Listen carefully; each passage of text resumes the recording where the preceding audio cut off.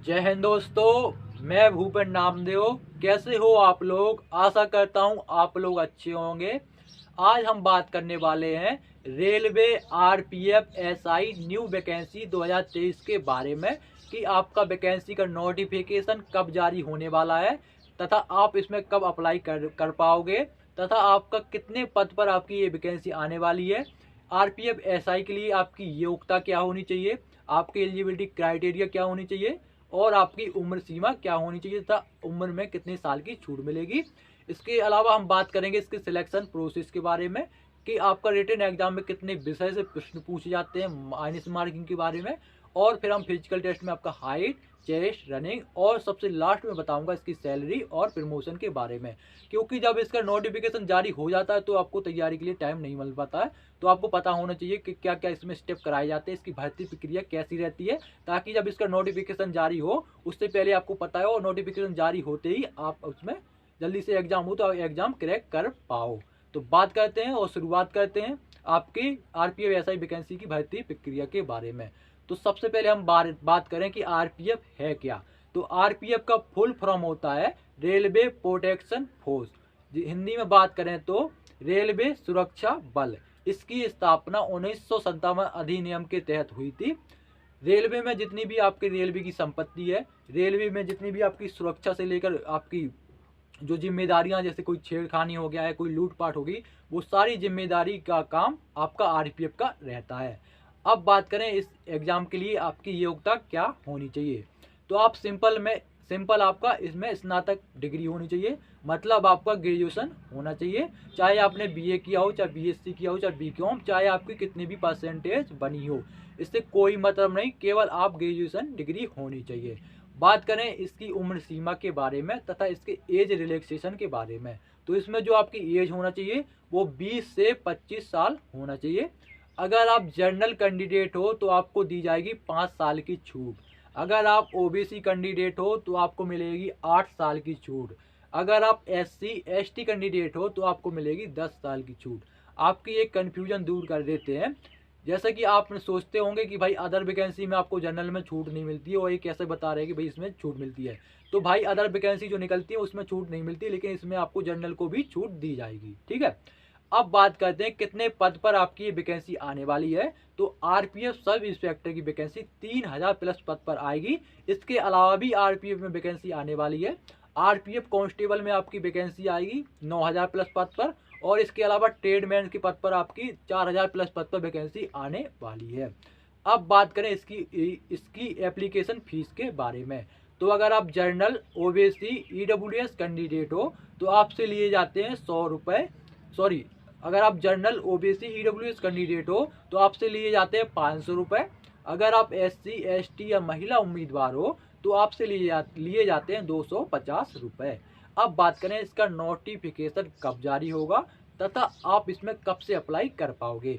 तो आपको पता है कि कई वर्षों से इसमें वैकेंसी नहीं आया हुआ है, और आपका पीयूष गोयल जो कि आपके रेल मंत्री हैं, उन्होंने खुद बताया है कि आपका इतने पद पर वैकेंसी खाली है, लगभग 2.5 लाख पद आपके खाली हैं। और आपको पता है कि 2024 में है लोकसभा के चुनाव, तो जितने भी आपके पद खाली रहेंगे जल्दी से जल्दी भरे जाएंगे। और आपकी जो वैकेंसी आने के चांस है, नोटिफिकेशन आने के चांस है, वो है आपके नवंबर दिसंबर 2023 में। नवंबर दिसंबर 2023 में आपका नोटिफिकेशन जारी हो जाएगा। बात करें इसके सिलेक्शन प्रोसेस के बारे में, तो सबसे पहले होता है इसमें रिटन एग्जाम, उसके बाद फिजिकल टेस्ट, फिर उसके बाद मेडिकल, और उसके बाद फिर होता है आपका डॉक्यूमेंट वेरिफिकेशन, फिर आपका फाइनल मेरिट लिस्ट आ जाता है। तो समझते हैं इसके सिलेक्शन प्रोसेस के बारे में। अगर आप पहले से समझ लोगे तो आपको अभी से तैयारी करोगे तो आपका एग्जाम निकालने में, क्रैक करने में आसानी होगी। तो इस एग्जाम में आपका 3 विषय से प्रश्न पूछे जाते हैं। GK GS plus current affairs से रहते हैं आपके 50 प्रश्न, मैथ से रहते हैं आपके 35, और आपका रीजनिंग से भी रहते हैं 35 70, और 7 5 12 120 प्रश्न आपके इसमें रहते हैं, जो कि आपके 120 अंक के रहते हैं। और इसमें पेपर को हल करने के लिए जो आपको टाइम मिलता है वो 90 मिनट का टाइम दिया जाता है।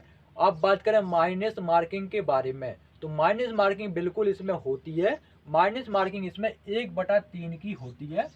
1/3 का मतलब यह होता है कि अगर आप कोई 3 प्रश्न गलत करोगे, 3 क्वेश्चन गलत कर देते हो, तो आपका 1 अंक काट लिया जाता है।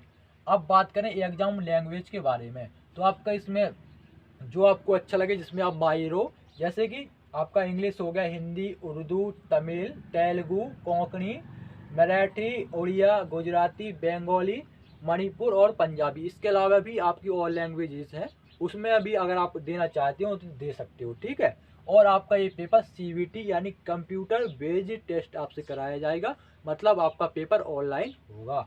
बात करते हैं आप फिजिकल टेस्ट के बारे में, तो फिजिकल टेस्ट में आपके 6 स्टेप कराए जाते हैं। पहला है आपका हाइट।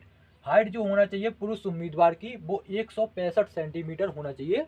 अगर कोई पुरुष SC ST कैटेगरी में आता है और उसकी हाइट 160 सेंटीमीटर है, तो आप भी इसमें अप्लाई कर सकते हो। बात करें महिला उम्मीदवार की हाइट के बारे में, तो महिला उम्मीदवार की हाइट 157 सेंटीमीटर होनी चाहिए। अगर कोई महिला की हाइट 152 सेंटीमीटर भी है और वो SC ST कैटेगरी में आती है, तो भी आप इसमें अप्लाई कर सकती हैं।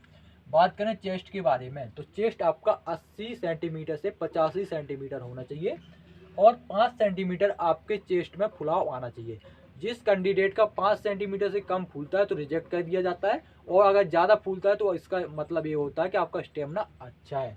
जिस कैंडिडेट का 5 सेंटीमीटर से कम फूलता है तो भी घबराने वाली कोई बात नहीं। ये ऐसा इसलिए होता है क्योंकि आप कभी दौड़े नहीं हैं, पर दौड़ तो आप निकाल लिए, लेकिन आप 1 महीना दौड़े, आपका चेस्ट ज़्यादा नहीं फूला है। तो जब आप दौड़ने जाओगे, प्रैक्टिस करोगे ना, दौड़ोगे तो अपने आप ही आपका चेस्ट फूलने लगेगा। और 5 सेंटीमीटर से ज़्यादा ही फूलता है, 7 सेंटीमीटर, 8 सेंटीमीटर, 9 सेंटीमीटर, जैसा आप दौड़ोगे वैसे ही आपको 5 सेंटीमीटर से कम नहीं फूलता, ठीक है ना, जब अच्छी प्रैक्टिस करोगे।